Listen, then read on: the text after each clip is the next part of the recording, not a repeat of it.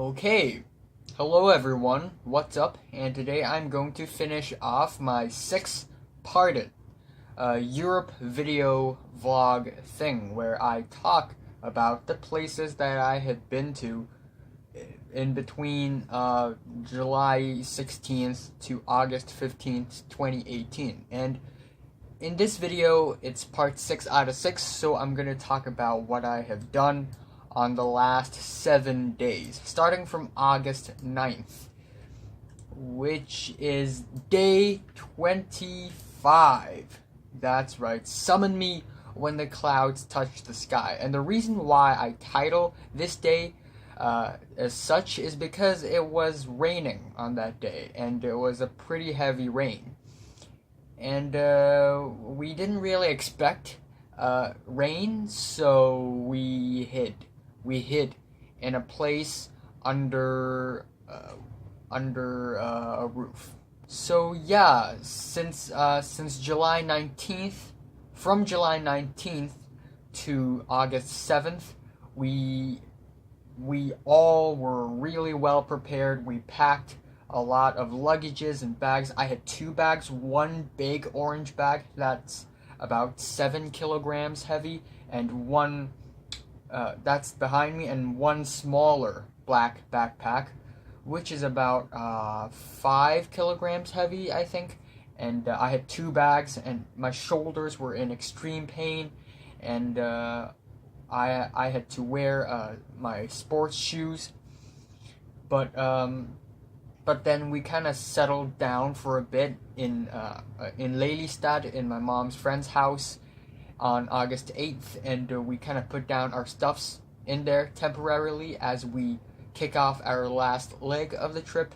And this time we are going to be more casual because the schedule is less tight. It's said to be less tight, but actually it's still as tight. And but yeah, it was way more casual. I don't have to wear my sports shoes anymore. I'm wearing my not sandals. I'm wearing my Crocs, and I'm also wearing one bag. I'm also carrying one backpack only instead of 2, and that is a grave mistake. I'm talking about the Crocs part, and the reason being is that it's unexpectedly dry over there. Okay, it's so dry and cold for some reason. When I was in Sweden, it was really hot, melting hot. But when I was in Brussels, it was fucking cold. It was chilling. And it was super dry as well. And I know it's gonna be a little graphic, I'm sorry, but when I look at my feet, it's all cracks. Okay, it's all cracked up. Like, I was like, oh, it's kinda itchy. It feels kinda painful. And I kinda checked it, and oh my gosh, it's all cracks. And it was black, all black, because there was a lot of dust that seeped into those cracks. But yeah, I actually brought some, I guess hydrating cream, not hydrating cream. What's that cream? The cream, I brought some cream. Okay, so I had to put them onto my feet every night, and I had to wear socks. And it hurts. It really hurts. For the first couple of days, it really, really hurts. Especially when there are rocks going inside my croc. But yeah, anyway, August 9th. Back on track. Back to the topic here. In the morning, we went to Lelystad Centrum, and we took a train, and we said goodbye to my mom's friends again, and we went off to Rotterdam. That's right. Before, I wanted to go to all 3 of the cities around Amsterdam, Utrecht, Den Haag, and Rotterdam, but because we don't have much time, we can only choose one city to go to, and I picked Rotterdam. So yeah, I didn't see the girl in the pearl earring or the beach. I didn't go to Den Haag, but I went to Rotterdam. And yeah, it's not really that special of a city. I like how city-like it is, tall skyscrapers, busy streets, cars. It's not like Amsterdam at all. Amsterdam feels old, but Rotterdam feels up to date. we went to Block at first, Rotterdam Block, instead of Central Station. And the reason being is that the station is right beside Cube House, Kijk Kubus, Kijk Kubus, whatever. And it's these yellow cube houses, these diagonal yellow cube houses. They look really cool. They are really well built, and I was kind of interested what it was like living inside them. But it's nothing that special. We didn't actually go into any one of them because it actually costs. But yeah. And then it started raining. Like, we were walking around, and we wanted to go to Markthal, and apparently it's just right beside Rotterdam Block and Cube Houses. So we went to Markthal, and the moment we go inside, it starts raining heavy, and yeah. We also tried to go to the bathroom, but it's underground and it costs as well. So we had lunch, and we went to a bathroom inside the restaurant, which doesn't cost. But yeah, we went to a Greek restaurant, Eliniko, and it's actually not a bad Greek meal, to be honest. You know what? I'm kind of forgetting what have I eaten. But yeah, we had Greek salad, of course, which is something I love. Yeah, reminds me of that Greek woman that we met in Stockholm, I think. Also that Bosnian woman we somehow stumbled upon in Karlstad. But yeah. Anyway, we had Greek food, and we had these bread. I don't know what kind of bread it is, but it was like bread, and there were two kinds of sauce or cream. One of them's pink, but it's actually slightly sour. We had fries, onion rings, a lot of meat. Just meat that's already been torn apart. That's pork and that's chicken. And there were some sour rice that I'm not too big of a fan of, because when rice tastes sour, it's weird. Yep. And then after that, the rain didn't stop. The rain, it's just less heavy, it's lighter. So we kind of ran out of Markthal, and we ran into the block station, and in the station we took one stop back to the central station. And the Rotterdam Central Station looks fantastic, actually. It's really well designed. It actually looks pretty weird. Yeah, I'm actually looking at a photo of it right now. And it's these stripes of wood and these glass. It's pretty interesting. Central Station. Yeah, and then there's nothing really to do in Rotterdam. So, but yeah, I looked at Google Map, and there's this district, and it's called Cool District. So I was kind of curious, so we went to this Cool District, and it was just a bunch of buildings, skyscrapers, casinos. And then after that, we went to a small shop back at the central station, a small Albert Heijn, and I bought a mango drink, and we went onto the train to Belgique, or België, but most people in Belgium call it Belgique, or however you pronounce that. But yeah, before going to Belgium or Brussels specifically, everyone's sort of like warning us, like, dude, Brussels is a very dangerous city. It's very dirty. There are a lot of criminals in Belgium and Brussels especially. And my mom's friend's daughter, she warned us that the train's gonna be super ugly. It's gonna be super old, and it's gonna be disgusting and gross and broken up. It's gonna be like a piece of junk metal. It's gonna be terrifying. To be honest, it's not that bad. And because of that, Brussels is actually underrated, in my opinion. It's actually not as bad as people described it. It's actually a good city. I actually enjoy it quite a bit. Yeah, the trains, well, admittedly, the trains, they were kind of old and a little junkish, a little trashy, junky, trashy, but it wasn't that bad in the inside. I did some chemistry homework. Fuck chemistry homework in the train. And yeah, and it kind of stopped at, before passing the border, the train kind of stopped at Breda. Like, it went to Breda, Netherlands, and then it kind of went backwards. Like the train, like, it continues down south, but it's like this, and it just goes back. Anyway, we arrived at the central station, and there were two announcers. One of them's Dutch, one of them's French, and that's how it works. But you know what? I'm going to debunk the myth right now. People always say that, hey, Flanders speak Flemish Dutch, and Walloon speaks French. But they're wrong. The entire Belgium speaks French. Even people at Antwerpen speaks French. It's just that people in Flanders may also speak Dutch, but mainly French. Everyone speaks French.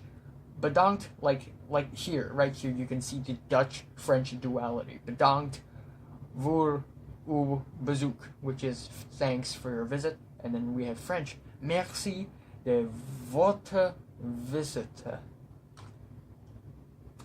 Don't judge. Alright, and we left the central station. It was late, it was cold as hell. For some reason, it was super cold, and then we walked all the way from the central station to our Airbnb, which is not too far. It was right, our Airbnb is right in the middle of Brussels, in the tourist attraction, in the old district. And yeah, it was cold, and we didn't go through Grand Place, but it was beside us, and it was very beautiful, actually. The small streets, serpentines, these rocky roads are, pastel gray, pastel brown, and it's cold. These old houses, a little misplaced, a little tilted, a little here and there. It's clustered. I'm trying to recall the scenery right now, but yeah, it was actually pretty nice.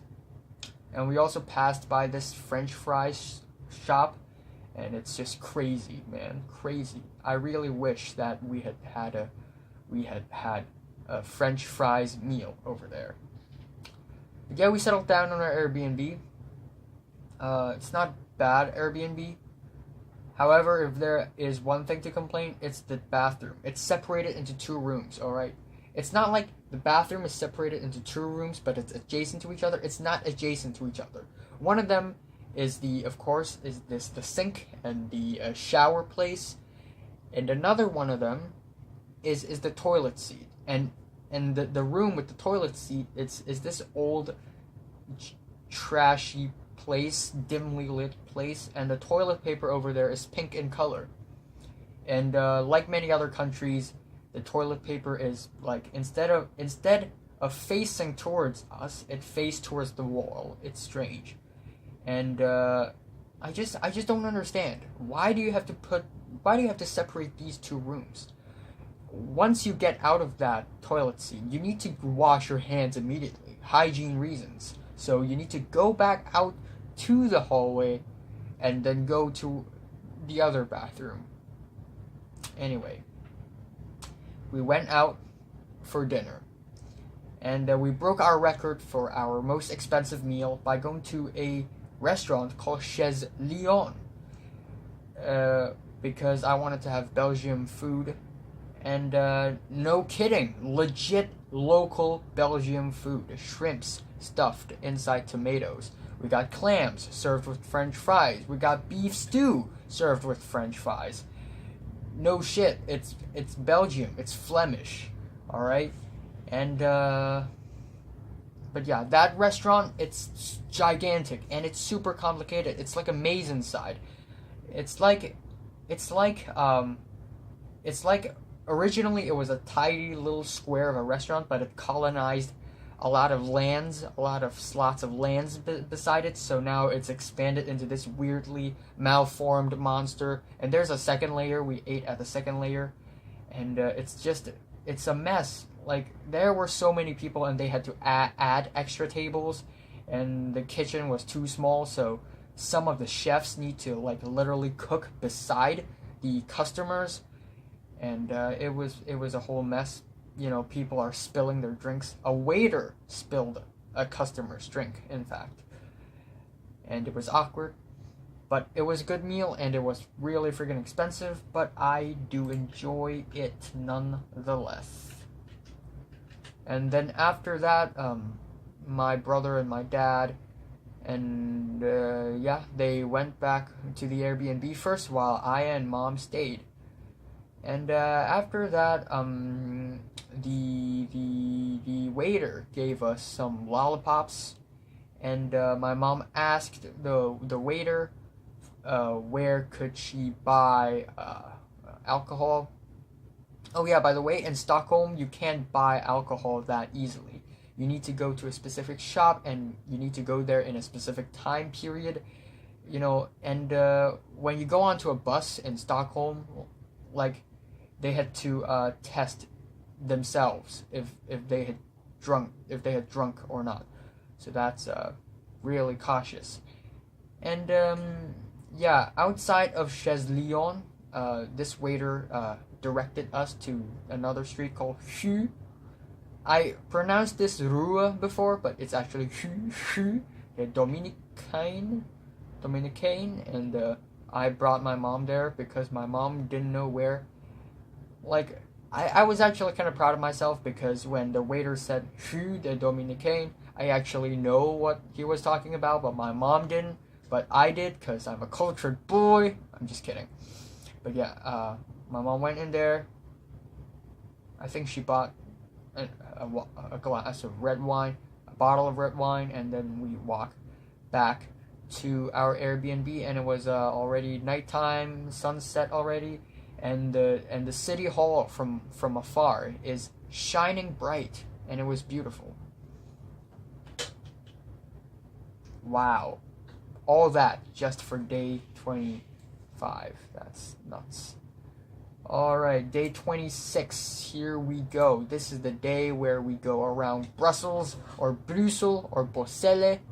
So, first of all, we went to Mont Des Arts. Yeah, originally my plan was to go to the Palais Royale on that day, and then go to the Coudenberg Palais, but apparently it's nothing. And then we go to the Grand Place, the Town Hall, and Mannekin Piss, and that's it. And on the next day, originally we were gonna go to a Chinese pavilion, an Atomium, and Mini Europe. And then my mom was like, dude, we're running out of time. We can't go to that many places tomorrow morning, because we had to, aboard the train to Luxembourg City. So my mom was like, okay, let's go to Atomium today, and we will go to Grand Place tomorrow. And then, as we were gonna go to, like, the central station, my mom was like, wait a second, our Eurail pass, we were out of, our Eurail pass allows us to take trains with a discounted price for 20 days, I think. And my mom was like, wait, if we use it today, then it counts as 21. So, never mind, I'm gonna stick to your original plan, my original plan. So yeah, we were going to the Palais Royale, our first destination, and we passed by a lot of tourist spots by accident. Yep. First of all, we went to a Mont Des Arts, which is a sort of like a park, and there was a statue, and there was also this little plaza, this walled plaza. When there are walled plazas, I like it, and it's sort of up the hill, and then further up the stairs, we went to an even more touristy place, Coudenberg Plaza. And it's this square thing, and then beside the Coudenberg Plaza is the Palais Royale. And before going there, my parents were, and my brother were like, is this the royal palace? And I'm like, no, it's super small.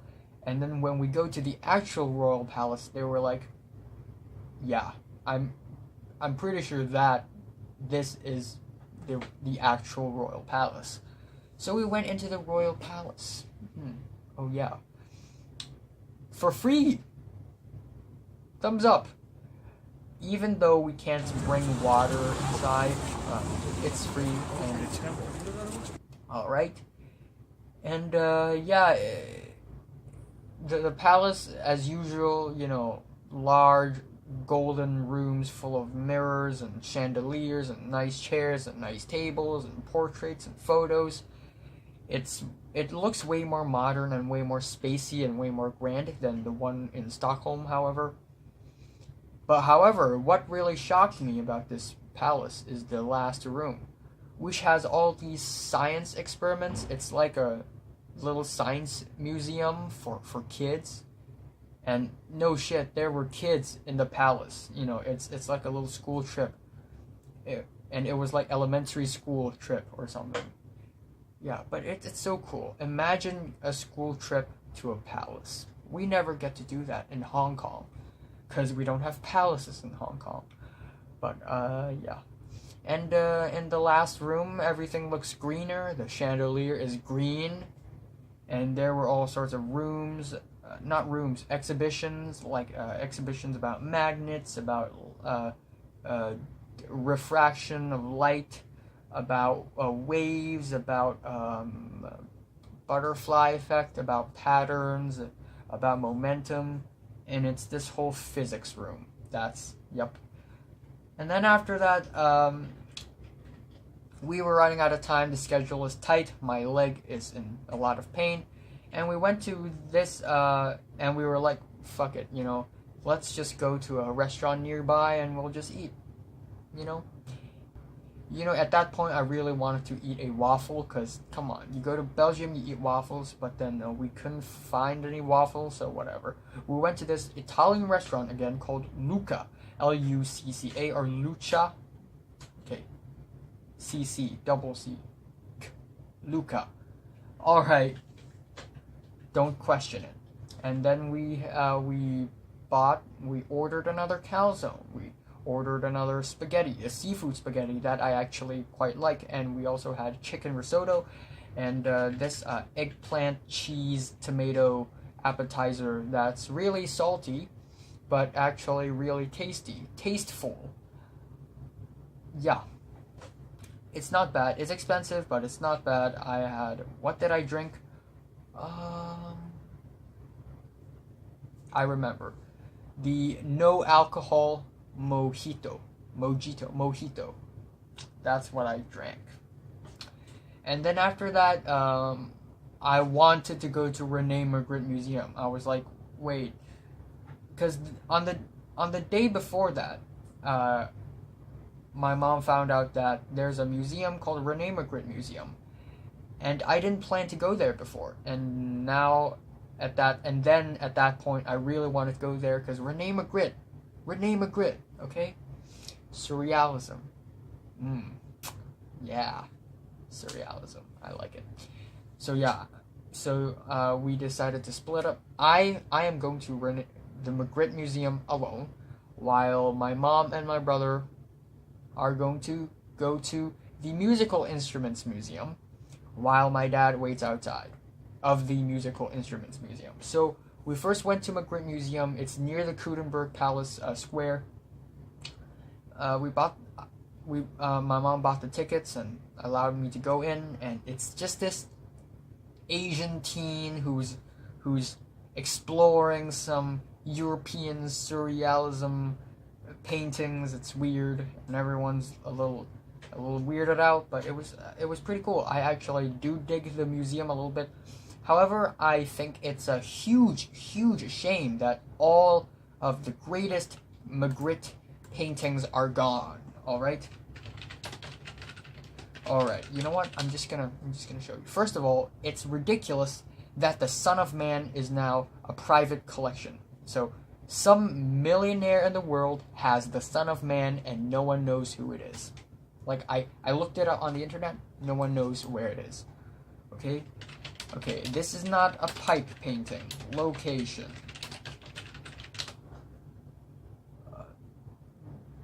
Oh, it's in LA. It's in LA. And I've been to LA, but I've never been to the LA Art Museum. Okay, The Lovers. Location. No, not the movie, the painting. Oh, The Lovers by Rene Magritte. Oh, turns out it's in New York. It's a Museum of Modern Art. Oh, Golconda. I love Golconda. Just men rising up from the sky or falling. I don't know. Which way are they going? Are they going up or down?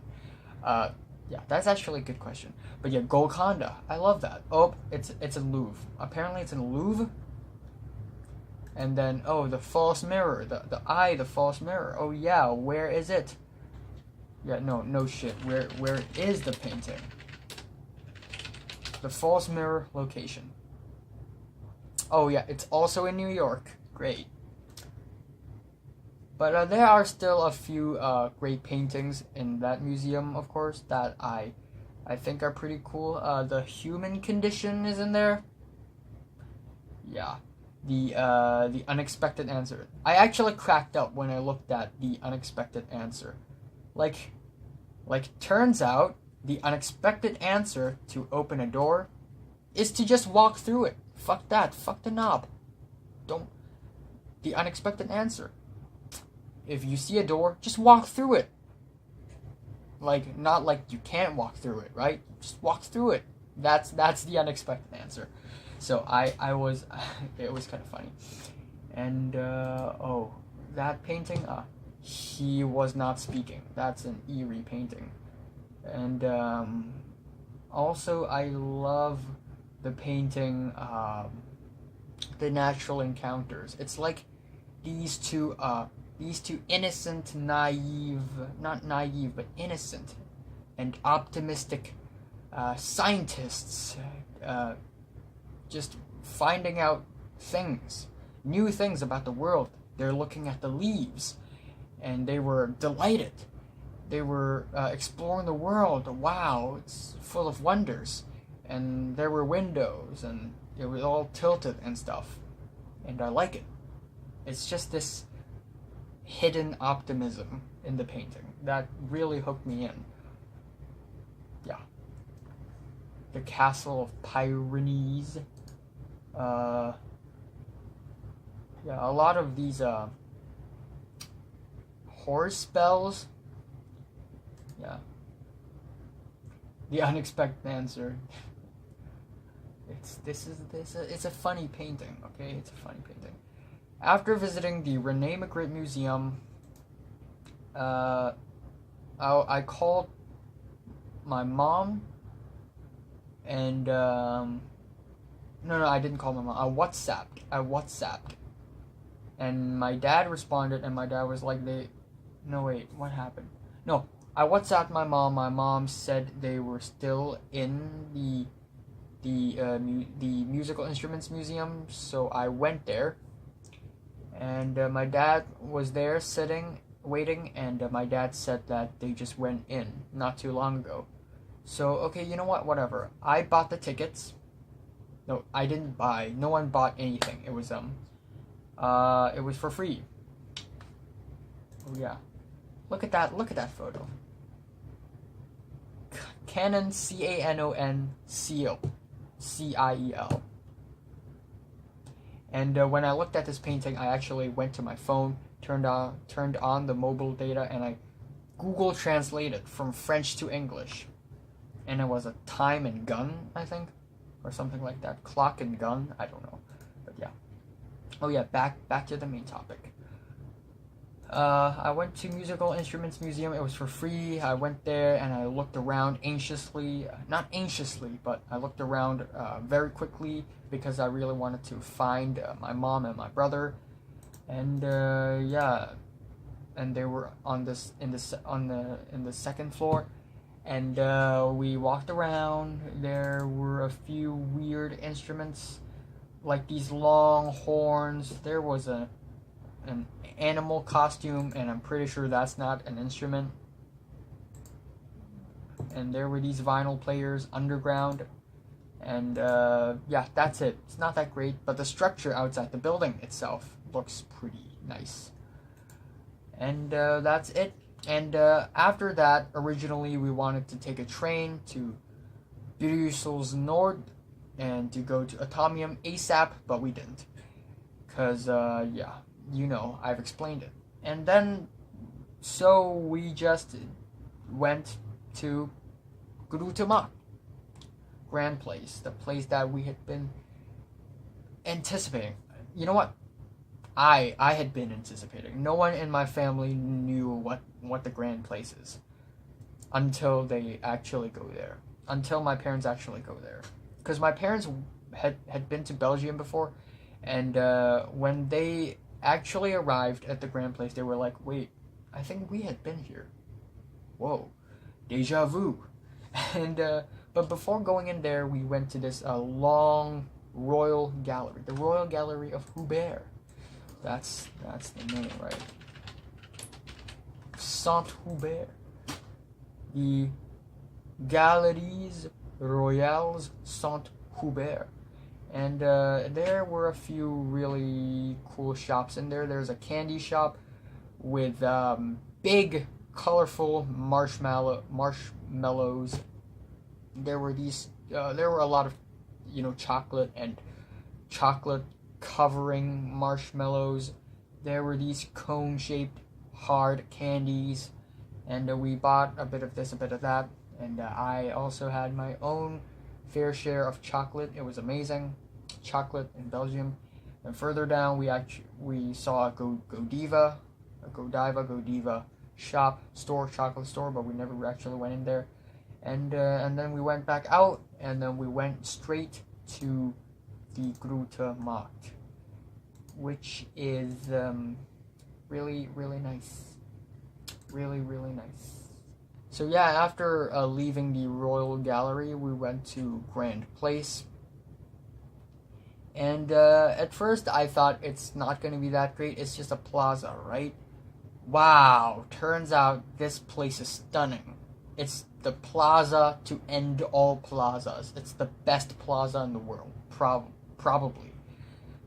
Because it was, first of all, it was huge. Second of all, it's this rectangle. It's this very specifically shaped plaza, this rectangle. And it's walled by these amazingly, I don't know what type of structure it is, but amazing structures, okay? These tall buildings. The City Hall, of course. We have the Brussels Museum. We have all sorts of buildings, and I'm gonna show you photos, so you're gonna know what I'm talking about. And it's all these buildings that has a Gothic touch to it, and it was all sharp, and it was like dragon scales. It was so pointy and thorny, and yeah, the way I'm describing things, it's so weird. But yeah, it was fantastic. It was golden. It was dark brown, but with a more greenish touch. It was white with gold. It was gray in that building, and it all looked similar. And wow, it's stunning. It's really stunning. And then we walked across the Grand Place, and we went through the City Hall, which stinks. Yeah. Oh yeah, by the way, I'm remembering that time I pulled out my phone and I tried to take a photo, and my family didn't care. They continued to walk and block my camera. And then there were also tourists behind me, which who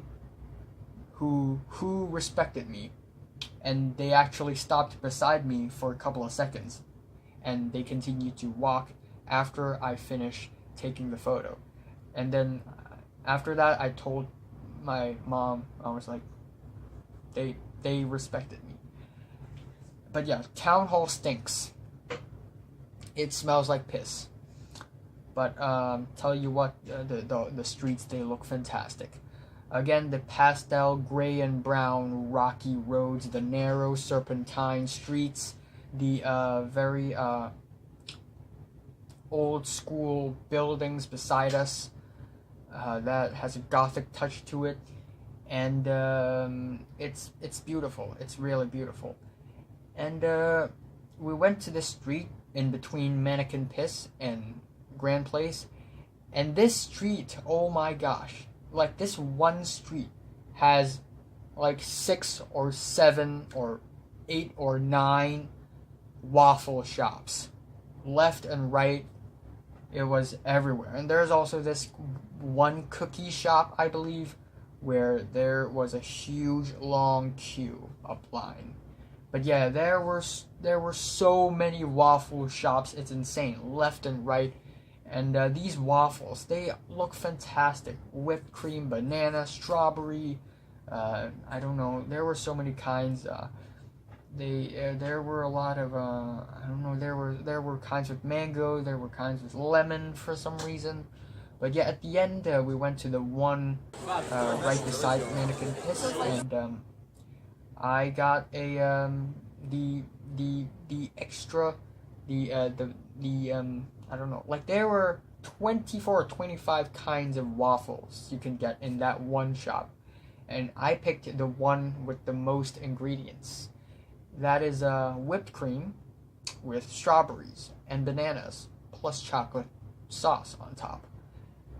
But yeah, even though all these extra ingredients on the waffles, they're fantastic, what's the king here is the waffle itself. It's actually crispy. It's actually really sweet, and it tastes really good. Really good. And of course, with the Mannekin Piss, which is actually kind of underwhelming, the statue is actually really small. And there were these mainland Chinese tourists, and I heard a man say, "Wow, it's just this small. It's this small," and he said that in Mandarin. And yeah. So we walked back to the Grand Place. The sun's setting. We walked past this beer shop. We had a glance, and then we walked back to our Airbnb, and I finished off my waffle while my mom and my dad went to a supermarket nearby and bought some food so that we could have dinner back home, and period. The end. Yeah, we had clams that night, and I also had an exotic Fanta. I'm actually impressed that I can still remember what I drank on that night. How did I even remember that?